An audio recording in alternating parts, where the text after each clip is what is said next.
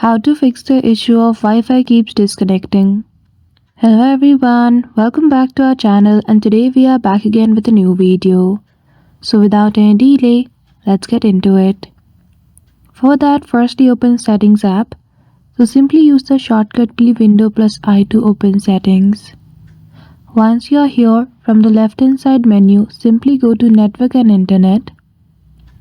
After that, once you see the option of Wi-Fi, make sure you click on it, go to say available networks, and simply disconnect to your Wi-Fi and connect manually by entering the password.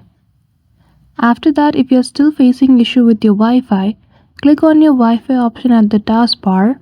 Then after, you can simply toggle on the feature of airplane mode and try connecting your Wi-Fi again. The last option is to go to Setting, scroll down and go to Troubleshoot. Then go to Other Troubleshoot and click on Network and Internet. Click on Run option beside it. After that, follow the steps provided by your device to fix the issue with your network.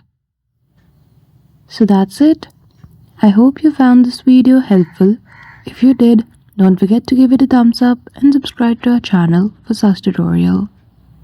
Thank you for watching till the end.